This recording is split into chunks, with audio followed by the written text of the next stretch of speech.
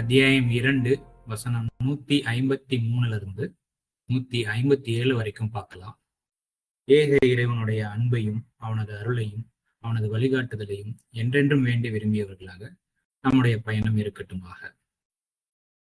யா ஐயுகல்லதீன ஆமனு அஸ்தஈனு பி அஸ்ஸபுரி வஸ்ஸலாத்தி இன்னல்லாஹ மஅஸ்ஸாபிரீன் வலா தகூலு லிமை யுக்தலு ஃபி சபீலில்லா அம்வாத்துன் பல் அஹ்யாஉ வலாகில்லா தஷ்குரூன் வல நபுலுவன்னக்கும் பிஷையின் மினல் ஹௌஃபி வல் ஜூஇ வ நக்ஸின் மினல் அம்வாலி வ அன்ஃபுஸி வ ஸமராத்தி வ பஷீரி அஸ்ஸாபிரீன் அல்லதீன இதா அசாபத்துஹும் முஸீபத்துன் காலு இன்னா லில்லாஹி வ இன்னா இலைஹி ராஜிஊன் உலாயிக அலைஹிம் ஸலவாத்துன் மினர் ரப்பிஹிம் வ ரஹமத்துன் வ உலாயிக ஹுமுல் முஹ்ததூன். ஓ நம்பிக்கை கொள்பவர்களே, நிதானம் மற்றும் தொடர்பை கொண்டு உதவி தேடுங்கள். நிச்சயமாக நிதானம் உள்ளவர்களுடன் இறைவன் உள்ளான். இதுல தொடர்பு அப்படிங்கிற இடத்துல சலாத் என்ற வார்த்தை இருக்கு. அதைத்தான் தொடர்புன்னு நம்ம போட்டிருக்கோம். ஏன் சலாத் என்ற வார்த்தைக்கு வந்துட்டு தொடர்புன்ற அந்த அர்த்தத்தை கொண்டு வந்தோம், எப்படி கொண்டு வந்தோம் அப்படிங்கிற இதெல்லாம் வந்துட்டு ஏற்கனவே நம்ம பேசியிருக்கோம். அது வந்து குர்ஆன் உணர்த்தும் தொழுகை அப்படின்ற அடிப்படையில நிறைய வீடியோக்கள் ஆல்ரெடி நம்ம யூடியூப் சேனல்ல பதிவு பண்ணியிருக்கோம். அதனுடைய லிங்க் நான் கீழே டிஸ்கிரிப்ஷன்ல நான் மென்ஷன் பண்றேன். இன்ஷா அல்லாஹ் அதை நீங்க பார்த்துக்கிடுங்க.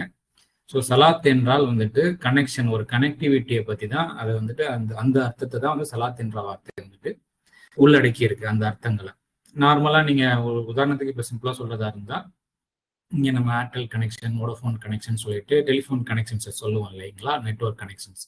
அதுக்கு வந்துட்டு இப்போ அரபுலகத்துல பாத்தீங்க அப்படின்னா ஏர்டெல் சலா, வோடஃபோன் சலா அப்படின்னு தான் சொல்லுவாங்க.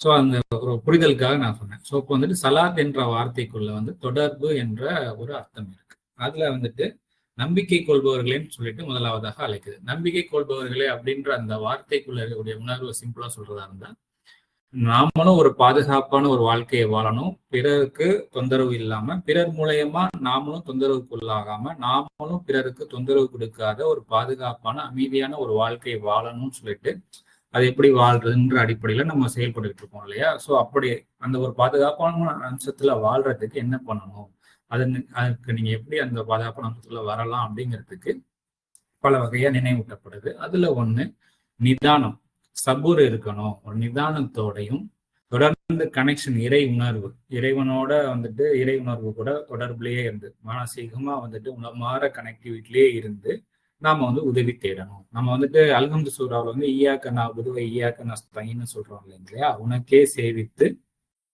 உன்னிடமே உதவி தேடுகின்றோம், உனக்கு அடிபணிந்து உன்னுடைய உதவியை நாடுகின்றோம் அப்படின்னு சொல்ற இடத்துல ஈயாக்க நஅபுது வ ஈயாக்க நஸ்தஈன்னு வருது இல்லையா, அந்த வார்த்தை தான் இங்கேயும் அஸ்தஈனு அப்படின்னு சொல்லிட்டு. அஸ்தஈனு அப்படிங்கும் போது அதுல வந்துட்டு இன்னும் லிட்டரலா நம்ம போகும்போது கோஆப்ரேட் பண்றது, சப்போர்ட் பண்றது அப்படின்ற அடிப்படையில எல்லாம் அந்த அர்த்தம், அசிஸ்டன்ஸ் அப்படின்ற அர்த்தம்லாம் அதுல இருக்கு. அப்படின்னா நம்ம வந்து நிதானத்தோட வந்து கனெக்டிவிட்டியில இருக்கும்போது நம்மளுக்கு இறை உணர்வு, இறைவன் நமக்கு சில விஷயங்கள் உணர்த்துவான். அது நம்ம சில நேரம் வந்துட்டு கரெக்டாவும் புரிஞ்சுக்கிடுவோம், சில நேரம் தப்பாவும் புரிஞ்சுக்குவோம். பலவீனத்தினால புரிதல்ல குறைபாடுகள் இருக்கும். ஸோ ஒருவேளை நம்ம தப்பா புரிஞ்சிருக்கோம் அப்படின்னா அதை வந்து நம்ம நிதானத்தோட செயல்படும் பொழுது புரிதல்ல இருக்கக்கூடிய பிழைகள், குறைகளும் வந்துட்டு அழகான முறையில சீர்படுத்தி தரப்படும். அதன் மூலமா இறைவனுடைய சப்போர்ட் வந்து நல்லாவே கிடைக்கும். ஸோ நிதானம் மற்றும் தொடர்பை கொண்டு கோஆப்ரேட் பண்ணி அவனுடைய சப்போர்ட்டை, இறைவனோட சர்வ பரிபாலனுடைய சப்போர்ட்டை நீங்க பெற்றுக்கொள்ளுங்கள். ஸோ எப்படியாக நீங்கள் வந்து நீங்க கோஆப்ரேட் பண்ணலாம் இறைவனுக்கு, எப்படியாக இறைவனுடைய சப்போர்ட்டை நீங்க எடுத்துக்கொள்ளலாம் அப்படின்ற ஒரு கேள்விக்கு, அதாவது ஈயாக்க நஅபுது வ ஈயாக்க நஸ்தஈனுக்கு ஒரு எக்ஸ்பிளனேஷனாகவும் இந்த வசனம் வந்துட்டு அமையுது. திரும்பவும் வாசிக்கிறேன். ஓ நம்பிக்கை கொள்பவர்களே, யா ஐயுகல்லதீன ஆமனு, நிதானம் மற்றும் தொடர்பை கொண்டு உதவி தேடுங்கள். நிதானம் மற்றும் தொடர்பை கொண்டு உதவி தேடுங்கள். நிச்சயமாக இறைவன் நிதானம் உள்ளவர்களோடு உள்ளான். நிதானம் உள்ளவர்களுடன் நிச்சயமாக இறைவன் உள்ளான் அப்படிங்கிறத சொல்லப்படும். ஸோ நிதானமாக இருக்கும் பொழுது இறைவனுடைய சப்போர்ட் நம்மளுக்கு வந்து, அதாவது சர்வ பரிபாலனுடைய சப்போர்ட் நம்மளுக்கு நன்றாக கிடைக்கிறது அப்படின்ற அந்த நினைவுகள் இங்க கிடைக்குது. வசனம் இறைவனின் வழியில் மாய்ந்து உள்ளோரிடம் மரணித்தவர்கள் என நீங்கள் கூறுவதற்கில்லை. உண்மையாதனில் வாழ்கின்றார்கள், எனினும் நீங்கள் உணர்ந்து கொள்வதில்லை. இங்க இறைவனின் வழியில் மாய்ந்து உள்ளோரிடம் அப்படிங்கும் போது பிசிக்கல் டெத்து மட்டும்தான் ஃபர்ஸ்ட் நம்மளுக்கு பிரைமரியா ஞாபகத்துக்கு வரும். அதுக்கு அடுத்ததாக மன ரீதியான ஒரு மரணத்தையும் இது சேர்த்து சொல்லப்படுது. அதாவது ஒருவன் வாழ்வுல அடுத்து என்ன பண்றதுன்னு வழி தெரியாம இருக்கவங்களையும் பேருக்கு நடைபீனம் அப்படின்ற ஒரு வார்த்தை எல்லாம் இருக்குது இல்லையா? ஸோ அதனை அடிப்படையா வச்சு பார்க்கும்போது இப்போ உதாரணத்துக்கு அத்தியாயம் 2 வசனம் 54 பார்த்துக்கலாம். அதுல மூசா நபி அவர்கள் அவங்களுடைய மக்கள் கிட்ட, நீங்க உங்களுடைய அவசரத்தனத்தினால உங்களுடைய நப்சுகளை கரப்ட் சிதைக்கிறீங்க. ஸோ உங்களுடைய நப்சுகளோட போராடுங்க, இல்லை உங்களுடைய நப்சுகளை மாயுங்கள் அப்படின்னு சொல்றாங்க இல்லையா? உங்களுடைய ஆன்மாக்களை மாயுங்கள்லாம் சொல்றாங்க. இப்போ இதனுடைய அர்த்தம் என்னவாக இருக்கு? இந்த அவசரத்தனமான விஷயங்கள் எல்லாம் இருக்கு இல்லையா? ஸோ அதெல்லாம் நிப்பாட்டி கொஞ்சம் உங்களை சீர்படுத்துங்க அப்படின்னு சொல்லப்படுது. இப்போ ஒருத்தவங்க அத நியாயமான வழியில அடுத்தது என்ன செய்யணும்ன்ற அடிப்படையில வழி அறியாம கொஞ்சம் சைலண்டா கொஞ்சம் பொறுமையா நிதானத்தோட இருக்கும்போது இனிமேட்டு அவன் பொழைக்க மாட்டான், வழியே இல்லை, வாழ்க்கையில செத்தான், அழிஞ்சான் அப்படின்ற அடிப்படையிலலாம் நீங்க சொல்றதுக்கு இல்லை. அவங்க கொஞ்சம் கொஞ்சமா அடுத்து என்ன பண்ணணும் அப்படிங்கிறது அவங்களுக்கு சொல்லித்தரப்பட்டுக்கிட்டு இருக்காங்க, வழிகாட்டப்பட்டுக்கிட்டு இருக்காங்க, அவங்க வாழ்விக்கப்பட்டு கொண்டு இருக்கின்றார்கள். எனினும் நீங்கள் உணர்ந்து கொள்வதில்லை அப்படின்ற இது சொல்லப்படுது. ஸோ நம்பிக்கை கொள்பவர்களேன்னு தான் முதல்ல அழைக்கப்படுது. நோ நம்பிக்கை கொள்பவர்களே, இந்த மாதிரி நம்ம இறைவன் காட்டி தந்த வழியில செயல்படும் பொழுது அதற்கேற்ற ரிசல்ட் கொஞ்சம் தாமதம் ஆகுது அப்படின்னா நாம அவ்வளவுதான் காலி அப்படின்லாம் நீங்க எண்ணுவதற்கு இல்லை. நிச்சயமாக நீங்கள் படிப்படியாக வாழ்விக்கப்பட்டு கொண்டிருக்கின்றீர்கள் அப்படின்ற அந்த உணர்வு இங்க நினைவூட்டப்படும். இங்க அத்தியாயம் 35 வசனம் 36 37 தொடர்புடைய வசனமா போட்டிருக்கேன். இது எதற்காக அப்படின்னா, நிராகரித்தபடி வாழ்கின்றார்கள் இல்லையா, அவர்களுக்குமே கூட தண்டனை என்பது மரணித்து போகும்படியான தண்டனை கிடையாது. அவங்களுக்கு அதுக்காக தண்டனை லேசாக்கப்படுறதும் கிடையாது. அவங்கவுங்க செய்த தவறுகளை உணர்ந்து சீர்படுற வரைக்கும் அந்த விஷயம் தொடர்ந்து கொடுக்கப்பட்டுக்கிட்டே இருக்கும். அவங்களும் வாழ்விக்கப்படுகின்றார்கள். ஆனா அந்த வாழ்க்கை அவங்க நன்றியற்ற தன்மை, அதர்மத்தோட வாழ்ந்திருக்கிறாங்க அப்படின்னா அதனுடைய வாழ்வு தன்மை ரொம்ப நெருக்கடியா, ரொம்ப வலி வேதனை மிகுந்ததா இருக்கும் அப்படிங்கிற அந்த விஷயம்தான் அத்தியாயம் 35 வசனம் 36 37 நம்மளுக்கு கிடைக்கும். அடுத்தது, பயம் மற்றும் பசியில் உள்ள விடயத்தை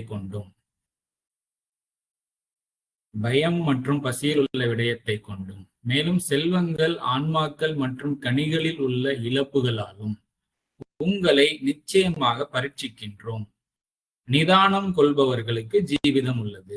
ஸோ பயம், ஒரு மாதிரி பசி, இந்த மாதிரியான விஷயங்களை கொண்டும் நம்மளுடைய செல்வங்கள், நமக்கு அப்புறம் ஆன்மாக்கள் அப்படிங்கும் பொழுது நம்முடைய சொந்த பந்தங்களும் ஆன்மாக்கள், அவங்களுடைய இழப்புகள் அப்படின்னு எடுத்துக்க முடியும். நம்முடைய ஆன்மாக்கள்ல உள்ள சில நேரம் மனம் எம்டியா இருக்கும் இல்லையா, ரொம்ப வெறுமையா இருக்கும், ரொம்ப கவலையா இருக்கும், அந்த மாதிரியான லாசஸ். கனிகளில் உள்ள இழப்புகளாலும் அப்படிங்கும்போது ஃப்ரூட்ஃபுல்லான ஒரு வாழ்க்கைன்னு சொல்லுவாங்க. வெறுமான ஃப்ரூட்ஸ் பழங்களை மட்டும் எடுத்துக்கொள்ளாம கனிமிக்க ஒரு வாழ்க்கை கொஞ்சம் லேசா கசப்பாக ஒரு சில சூழ்நிலைகள் ஏற்படுது அப்படின்னா அதெல்லாம் ஒரு பரீட்சை. அந்த சமயத்துல எப்படி எல்லா இடத்துலயும் நம்ம கூலா ஹேண்டில் பண்றது எப்படின்னு நம்ம பயிற்றுவிக்கப்படுகின்றோம் அப்படிங்கிறது தான் இங்க இருக்கு. ஸோ நிதானம் கொள்பவர்கள், அந்த மாதிரியான சூழ்நிலைகள் எல்லாம் நிதானமாக அதை நம்ம கையாளும் பொழுது அங்க நம்மளுக்கு அந்த இழப்புகள் எல்லாம் நீக்கப்பட்டு உயிரோட்டமான ஒரு பாதை நோக்கி பயணிக்கக்கூடிய அங்கே அம்சம் உண்டாகின்றது அப்படின்ற அந்த நினைவுகள் இங்க கொடுக்கப்படுது. அப்போ அந்த நிதானம் கொள்பவர்கள் எப்படியாக இருப்பார்கள் அந்த மாதிரியான சூழ்நிலைகள்ல, இந்த மாதிரி பரீட்சையான சோதனையான காலகட்டங்கள்ல எப்படியாக அவங்க நடந்து கொள்வாங்க, அவருடைய செயல்பாடுகள் எப்படியான கூற்றை வெளிப்படுத்தும் அப்படிங்கிறது அடுத்து சொல்லப்படுது. அவர்கள் வீழ்ச்சியானது தங்களிடம் விழும்போது நிச்சயமாக நாம் இறைவனிடமே, நிச்சயமாக நாம் அவன் பாலே திரும்புவார்கள். என்ன வார்த்தை இருக்கு அப்படின்னா, இன்னால் இல்லாஹி இன்னா இலைஹி ராஜ்யம். இது நார்மலா யாராவது இறந்துட்டாங்க, மரணித்து விட்டாங்க அப்படின்னா மட்டும்தான் பொதுவா பெரும்பாலும் இந்த வார்த்தை பயன்படுத்தப்படும். இன்னால் இல்லாஹி இன்னா இலைஹி ராஜ்யம். இது எப்படி சொல்லப்படுது அப்படின்னா, எல்லா நேரத்திலையும் இந்த அரபியில தான் சொல்லணும்னு அவசியம் இல்லை. இதுல இருக்கக்கூடிய உணர்வு எந்த நிலையிலையும் வந்துட்டு நாம இறைவன் பக்கம்தான் திரும்ப வேண்டியவர்களாக இருக்கின்றோம். நிச்சயமாக நாம் இறைவனுக்குரியவர்களே, நிச்சயமாக நாம் இறைவனிடம் தான் இருக்கின்றோம் அப்படின்னு சொல்லி ஒரு வீழ்ச்சியானது விழும்போதும் ரொம்ப அழுத்தமா இதை நினைவு கூர்றாங்க. சோ அத்தகைய அவர்கள் மீது அவர்களின் பரிபாலனம் இருந்து தொடர்புகள் உள்ளது, மேலும் கருணை. இங்க தொடர்புகள் இருக்க இடத்துல என்ன இருக்கு அப்படின்னா சலவாத்துன்னு இருக்கு. இப்ப சலாத்தினுடைய பன்மையான ஒரு வார்த்தையாகத்தான் அரபி மொழியியல் ரீதியாக சலவாத். சலாத் என்பது ஒருமை, சலவாத் என்பது பன்மைன்னு சொல்லிட்டு கிராமட்டிக்கல் அடிப்படையில எக்ஸ்பிளனேஷன் இருக்கு. சோ முதல்ல ஆரம்பமா இந்த வசனம் எப்படி வந்தது அப்படின்னா, நிதானம் மற்றும் தொடர்பை கொண்டு உதவி தேடுங்கள்.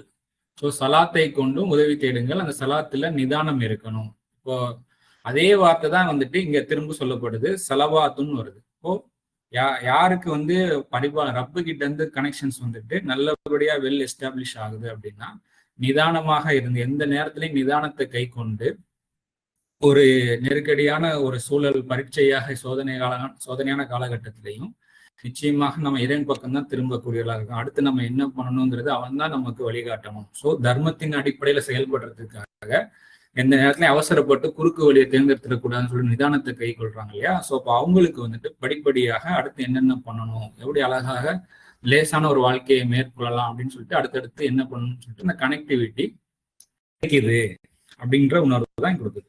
அத்தகைய அவர்கள் மீது அவர்களின் பரிபாலிடம் இருந்து தொடர்புகள் உள்ளது, மேலும் கருணையும் இங்க கிடைக்குது, பிளெஸிங்ஸ். அத்தகைய அவர்கள் வழிகாட்டுதலில் உள்ளவர்கள், அத்தகைய அவர்கள் வந்து வழிகாட்டப்படுகின்றார்கள் அப்படின்னு சொல்றாங்க. உலாய்க்கவும் முஹ்ததும். இதுதான் விஷயம். இதை மீண்டும் ஒரு முறை வாசிக்கிறேன் இந்த வசனங்களை. ஓ நம்பிக்கை கொள்பவர்களே, நிதானம் மற்றும் தொடர்பை கொண்டு உதவி தேடுங்கள். நிச்சயமாக நிதானம் உள்ளவர்களுடன் இறைவன் உள்ளான். இறைவனின் வழியில் மாய்ந்து உள்ளோரிடம் மரணித்தவர்கள் என நீங்கள் கூறுவதற்கில்லை. உண்மையாதனில் வாழ்கின்றார்கள், எனினும் நீங்கள் உணர்ந்து கொள்வதில்லை. பயம் மற்றும் பசியில் உள்ள விடயத்தை கொண்டும் மேலும் செல்வங்கள், ஆன்மாக்கள் மற்றும் கனிகளில் உள்ள இழப்புகளாலும் உங்களை நிச்சயமாக பரீட்சிக்கின்றோம். நிதானம் கொள்பவர்களுக்கு ஜீவிதம் உள்ளது. அவர்கள் வீழ்ச்சியானது தங்களிடம் விழும்போது கூறுகின்றனர், நிச்சயமாக நாம் இறைவனிடமே, நிச்சயமாக நாம் அவன் பாலே திரும்புபவர்கள். அத்தகைய அவர்கள் மீது அவர்களின் பரிபாலிடம் இருந்து தொடர்புகள் உள்ளது, மேலும் கருணை. அத்தகைய அவர்கள் வழிகாட்டுதலில் உள்ளவர்கள். இதுக்கு அடுத்து வரக்கூடிய வசனங்களை வரக்கூடிய நாட்கள்ல இன்ஷா அல்லாஹ் பார்ப்போம்.